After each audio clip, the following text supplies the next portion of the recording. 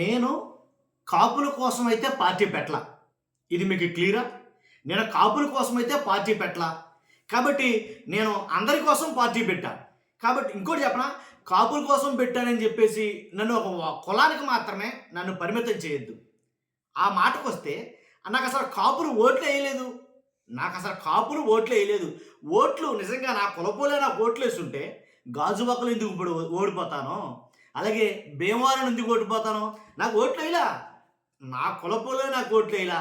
నాతో పాటు ఉన్నవాళ్ళు కూడా అప్పటిదాకా నాతో పాటు ఉన్నవాళ్ళు కూడా అప్పుడు నన్ను విడిచిపెట్టి పారిపోయారు. ఇది పవన్ కళ్యాణ్ గారు చెప్తున్న మాటలు. స్వయానా ఆయన నోటంట ఆయన చెప్పిన మాటలు. నాకు సీఎం పదవి అవసరంలా. నాకు పదవి అవసరంలా. పదవి కావాలి, నేను రాజకీయాల్లోకి రాలా. నేను పార్టీ పెట్టింది రాష్ట్రాన్ని అలోలక్షణం అంటున్న రాష్ట్రం కోసం, ఐసీయూలో ఉన్న రాష్ట్రం కోసం, నేను దాన్ని కాపాడటం కోసం నా ఓటు ఈ పార్టీ పెట్టడం అయితే జరిగింది అని పవన్ కళ్యాణ్ గారు చెప్పారు. ఆయన మాటలని చెప్పారు. ఆయన మాటలు నేను మీకు వినిపిస్తాను. వినిపించే ముందు నాకు రిక్వెస్ట్ ఉంది. రాష్ట్ర ప్రజలకి వాస్తవాలు నిజాలేంటో తెలియాలి. ఆయన మాట్లాడిన మాటలే కదా, మనమేం కల్పించట్లా, మనమేం పురమాయించట్లా. ఆయన మాట్లాడిన మాటలో యాజ్ ఈజ్గా మనం చెప్తున్నాం. ఆయన మాటలే మీకు వినిపిస్తున్నాం. కానీ బాధ్యతగా మీరు లైక్ చేస్తే ఇన్ఫర్మేషన్ ఎక్కువ మంది షేర్ అవుతుంది. నిజమేంటో ప్రజలు తెలుస్తుంది. కొత్తగా మన ఛానల్ చూస్తే పక్కాగా సబ్స్క్రైబ్ చేయండి. మీ అమూల్యమైన అభిప్రాయాన్ని కామెంట్ రూపంలో తెలియజేయండి. ఒక్కసారి వినిపిస్తాను చూడండి.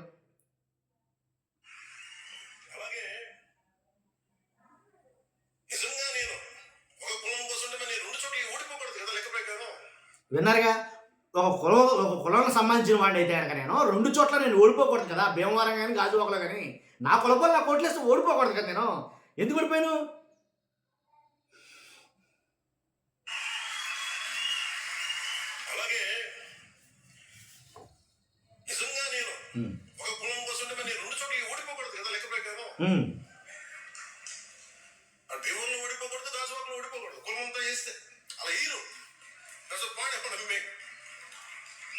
అలాగే కన్షీరామ్ గారు వచ్చినప్పుడు తిలక్ తరాజ్ తల్వార్ ఇంకో జూదేశా మనోడు ఏమి ఉండదు అంటే బ్రాహ్మణులు చెప్పారుగా. అలా వేయరు అంటే వేయలేదని అర్థం.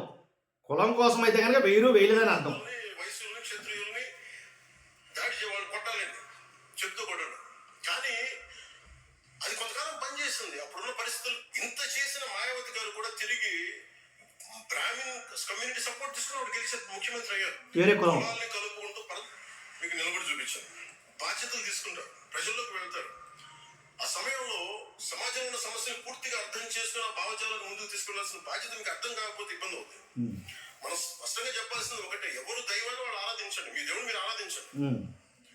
మీరు ఇస్లాం అయితే ఇస్లాం ఆరాధించండి. విన్నాం కదా, పవన్ కళ్యాణ్ గారు చెప్పిన మాట చాలా క్లియర్గా మీకు అర్థమైంది ఏంటి విషయం అనేది. కాబట్టి అంటే ఒక కులం అంటే కాపులు అనే కులం నన్ను కాపులకు మాత్రమే పరిమితం చేయొద్దు. అలా నిజంగా అనుకుంటే అసలు వాళ్ళే నాకు ఓటేయలేదు కదా. వాళ్ళే నాకు ఓటైనప్పుడు ఎలా మీరు చెప్తారు అని దాని అర్థం. అంతేకాదు నేను పదవి కోసం పార్టీ పెట్టలా. సీఎం పదవి కోసం నేను పార్టీ పెట్టలా. పదవుల కోసం అయితే కనుక నాకు 2008లోనే నాకు పదవి వచ్చును. దాంట్లో ఎలాంటి డౌట్ లేదు. కాబట్టి ఓ పదవి కోసం నేను పార్టీ పెట్టలేదు. నాకు అంటే రాష్ట్ర భవిష్యత్తును ఆలోచించి పార్టీ పెట్టా.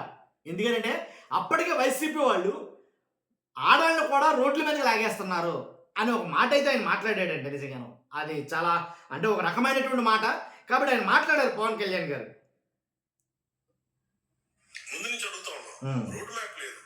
నాకేమనిపించింది, ఇంకొకసారి కనుక వైసీపీ ప్రభుత్వం వస్తే వైసీపీ వస్తే ఎవరు బతకనవరట. ఇంట్లో ఆడపిల్లలు లాగేస్తారు వీళ్ళు. అసలు ఎవరు లాగారు నాకు అర్థం కావాలి. ఇంట్లో ఆడపిల్లలు లాగేస్తారని అంటే దాని అర్థం, ఆ మాటకి అర్థం ఏంటి?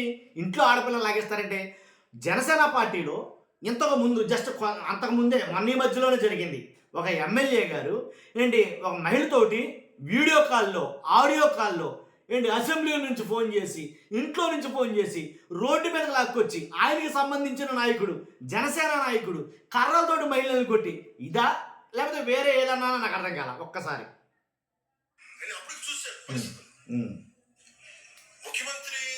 మాజీ ముఖ్యమంత్రి భార్యనే వీళ్ళు తిడుతున్నప్పుడు, సతీమణిలా తిడుతున్నప్పుడు, నా ఇంటి మీద మాట్లాడుతున్నప్పుడు, మీ ఇంటి మీద మాట్లాడారు, మీ అమ్మగారి గురించి కూడా మాట్లాడారు టీడీపీలో. అప్పుడు మీరు చాలా బాధపడ్డారు. నిజంగా ఆ విషయం తెలిసి మేము ఎప్పటికీ బాధపడుతున్నాం. పదవులు వీటన్నిటి గుర్తింపు వీటన్నిటికంటే కూడా రాష్ట్ర సుస్థిరత సుస్థిరత. 5 కోట్ల మంది ప్రజల సుస్థిరతకి నేను ఓటేశాను. విన్నారుగా, పదవుల కోసం కాదు ఆయన రాజకీయాల్లోకి వచ్చింది, రాష్ట్ర సుస్థిరత దానికోసం అయితే రాజకీయాల్లోకి వచ్చాడంట. జగన్ గారిని ఓడించడానికే ఆయన రాజకీయాల్లోకి వచ్చాడట. ఎందుకని అప్పటికే వీళ్ళు ఇంట్లో ఉండే అమ్మాయిల్ని రోడ్ల మీద లాగేస్తున్నారట వైసీపీ వాళ్ళు. కాబట్టి దాని నుంచి అంటే వీళ్ళ నుంచి కాపాడటం కోసం నేను పార్టీని పెట్టానని చెప్పేసి చాలా క్లియర్ కట్గా చెప్తాను ఆయన. ఆ నిర్ణయం తీసుకున్నప్పుడు చాలా మంది తెలుగుదేశం నాయకులు దాన్ని ఆయన జైలు ఉన్నప్పుడు కూడా నా దగ్గరికి వచ్చారు చాలా మంది. అన్న మాకు మా నాయకుడికి చెప్పన్నాం, ప్రధానమంత్రి గారు చెప్పన్నాం, అందరం కృషి చేసాం, తెలుగుదేశం పార్టీ నాయకులు కృషి చేసాం, అందరం కృషి చేసాం, బయటకు వచ్చాం, కనీ విని ఎరిగిన మెజారిటీలతో ప్రభుత్వం వచ్చింది. అలయన్స్ లో ఇబ్బందులు లేవంటే కొన్ని ఉన్నాయి. అది వీటి గురించి మాట్లాడుకుంటే చేంతాడంత ఉంటుంది. ఇంకా ఇవన్నీ మనకు అవసరం లేదు. కానీ నేను సీఎం పదవి నాకు అవసరంలా, పదవి కోసం నేను పార్టీ పెట్టలా, ఇది క్లియర్. ఆయన మాట్లాడిందే ఆయన నోట్ అంటే. తర్వాత ఇంకోటి ఏంటి, నాకు కాపులు ఓట్లేదు, నేను ఒక కాపు కులానికి నన్ను ఒక్క కులానికి మాత్రమే నన్ను అంటగట్టాలని చూడొద్దు అని నాకు ఓట్లేదు. ఓట్లేసి ఉంటే కనుక భీమవరం నుంచి ఎలా ఓడిపోతాను, అలాగే గాజువాక నుంచి ఎలా ఓడిపోతాను అనేది కనుక ఆయన క్లియర్ కట్గా మాట్లాడారు. ఆ విషయం మీతో పంచుకోవాలని వీడియో చేశాను. ఫస్ట్ అయితే లైక్ చేయండి, కొత్తగా మనం ఛానల్స్ పక్కాగా సబ్స్క్రైబ్ చేయండి, మీ అమూల్యమైన అభిప్రాయాన్ని కామెంట్ రూపంలో తెలియజేయండి ఈ వీడియో మీద. Thank you very much.